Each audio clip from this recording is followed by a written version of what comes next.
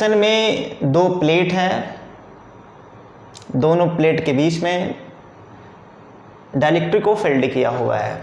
ये dielectric K1 है, K2 है, K3 है।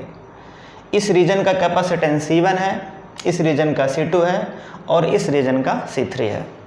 क्वेश्चन में गिवन है एरिया 1 cm², मीटर में कन्वर्ट करेंगे 10⁻⁻⁴ मीटर स्क्वायर होगा। ऐसे यहाँ पे जो डिस्टेंस है इस प्लेट और इस प्लेट के बीच का जो सेपरेशन है D 1 मिलीमीटर दिया हुआ है, इसको हम मीटर में कन्वर्ट करेंगे 10⁻³ मीटर हो जाएगा। और यहाँ पे जो डाइलेक्ट्रिक कांस्टेंट है K1, K2, K3, इसकी वैल्यू गिवन है। तो बेटा काफ़ी कंसेप्चुअल क्वेश्चन है, स्टार्ट करता हूँ। ऐसे क्वेश्चन को करने के लिए सबसे पहले मैं आपको कंसेप्ट बताना चाहता हूँ। बेटा जहाँ पे डिस्टेंस डिवाइड होता है वहाँ पे कॉम्बिनेशन सीरीज होता है, जहाँ पे एरिया डिवाइड होता है वहाँ पे कॉम्बिनेशन पैरेलल होता है। ये आपको याद रखना है। बेटा यहाँ पे जो कैपेसिटेंस C2 है इसकी वैल्यू क्या होगी, यहाँ पे कैपेसिटेंस C3 है इसकी वैल्यू क्या होगी, यहाँ पे कैपेसिटेंस C1 है इसकी वैल्यू क्या होगी। सबसे पहले हम इंडिविजुअल रीजन का कैपेसिटेंस फाइंड आउट करते हैं, देन हम इक्विवेलेंट कैपेसिटेंस A और B के बीच का फाइंड आउट करेंगे। तो स्टार्ट करता हूँ। सबसे पहले बेटा यहाँ पे C1 है, इस C1 की वैल्यू क्या होगी, तो C1 equal to ε0 A/2 into K1 divide by बीच का सेपरेशन यहाँ पे D है। ये पूरा जो डिस्टेंस है यहाँ से लेके यहाँ तक का, ये दो प्लेट के बीच का सेपरेशन है, तो यहाँ पे D हमको सपोज करना पड़ेगा। दो पैरेलल प्लेट के बीच का जो कैपेसिटेंस होता है ये ε0 A/D होता है in case of vacuum free space, but जब कोई डाइलेक्ट्रिक आता है तो डाइलेक्ट्रिक से मल्टीप्लाई कर देते हैं, तो फॉर्मूला हो जाता है ε0 AK/D। डिस्टेंस यहाँ पर D है, एरिया A/2 है, तो फॉर्मूला ये बन जाएगा। ऐसे C2 की वैल्यू क्या होगी, ε0 K2 A/2 divide by distance यहाँ पे है D/3। इसको सॉल्व करेंगे तो ε0 K2A, 3 ऊपर जाएगा तो 3ε0 K2A डिवाइड बाई 2D। ऐसे अगेन हम C3 निकालेंगे। C3 में डिस्टेंस यहाँ पे 2D/3 दिया हुआ है, तो ε0 A K3 A/2 divide by 2D/3 को सॉल्व करेंगे। 3ε0 A K3 A divide by 4D। आपने कैपेसिटेंस की वैल्यू को फाइंड आउट कर लिया। यहाँ का कैपेसिटेंस, यहाँ का कैपेसिटेंस, यहाँ का कैपेसिटेंस। अभी मैंने आपको जस्ट बताया था जब डिस्टेंस डिवाइड होता है कॉम्बिनेशन हमारा सीरीज होता है। अब यहाँ पे C1, C2 and C3 series combination में है, तो मैंने सपोज किया इनका जो इक्विवेलेंट कैपेसिटेंस है दिस इज C', तो C' की value 1/C2 plus 1/C3। C2 की वैल्यू पुट करते हैं तो 1/C2 की वैल्यू क्या है, यहाँ से पुट करेंगे तो 3ε0 A K2 divide by 2D। Again हम पुट करेंगे तो 1 divide by 3ε0 A K3 divide by 4D। Value put कर दिया।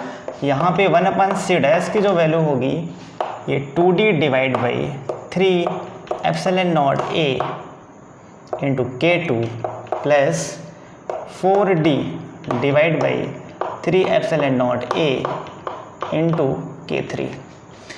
इसमें कॉमन क्या है, यहाँ पे हम कॉमन कर सकते हैं 2D divide by 3ε0 A into K, तो यहाँ पे आपको मिलेगा 1/K2 plus 2/K3। K3। Simplify करता हूँ तो 1/c डैश की वैल्यू आएगी 2d divide by 3 epsilon not a after solving K3 plus 2K2 divide by K2 K3। 1/c dash की वैल्यू है, अगर यहाँ से हम c डैश का मान निकालेंगे तो इसको हम पलट देंगे तो ये हो जाएगा 3 epsilon not a divide by 2d और यहाँ पे आएगा K2 K3 divide by K3 plus 2K2। This is c dash. आपने इन दोनों का इक्विवेलेंट निकाल लिया, अब ये एक सिंगल कैपेसिटर हो गया। This is c dash. c dash के साथ ये C1 पैरेलल कॉम्बिनेशन में है, क्यों? तो आंसर यहाँ पे एरिया डिवाइड है, a/2 a/2 है। जब एरिया डिवाइड होता है तो कॉम्बिनेशन पैरेलल होता है। इसके पहले एरिया a/2 इसका था, इसका एरिया a/2 था, इसलिए सीरीज कॉम्बिनेशन हुआ, क्योंकि यहाँ पे डिस्टेंस डिवाइड है। बट यहाँ पे डिस्टेंस, इस पूरे का डिस्टेंस d है, इस पूरे का डिस्टेंस d है, तो डिस्टेंस सेम है, बट यहाँ पे एरिया डिवाइड है, इसलिए बेटा यहाँ पे कॉम्बिनेशन पैरेलल होगा। और अगर मैंने सपोज किया कि जो नेट है इन दोनों का अगर ये c है तो c की वैल्यू हो जाएगी C1 plus c dash, C1 plus c dash, या हम कह सकते हैं c dash plus C1। c dash की वैल्यू पुट करते हैं 3 epsilon not a divide by 2d और ब्रैकेट में पुट करेंगे K2 K3 divide by K3 plus 2K2 और प्लस C1 की वैल्यू पुट करेंगे। C1 यहाँ पे गिवन है, इसको हम सॉल्व करेंगे तो बेटा आएगा ये epsilon not a K1 divide by 2d। यहाँ पुट करेंगे epsilon not a K1 divide by 2d। यहाँ पे कॉमन क्या कर सकते हैं, तो आंसर है एप्सिलॉन नॉट a। अगर हम डिवाइड बाई 2d को कॉमन करें तो बेटा आपको क्या मिलेगा, यहाँ मिलेगा 3K2 K3 divide by K3 plus 2K2 और प्लस K1। अगर इसका यहाँ पे हम क्रॉस मल्टीप्लाई करें तो आपको मिल जाएगा epsilon not a divide by 2d और यहाँ पे जब क्रॉस मल्टीप्लाई करेंगे तो 3K2 K3 plus K3 K1 plus 2K2 K1 whole divide by K3 plus 2K2। This is equivalent capacitance of the system. अब इस पूरे सिस्टम का इक्विवेलेंट कैपेसिटेंस आपने फाइंड आउट कर लिया है। अब इसके बाद सिर्फ आपको वैल्यू पुट करनी है, बस वैल्यू पुट करते हैं। Epsilon not a divide by 2d 3 times of K2 and K3।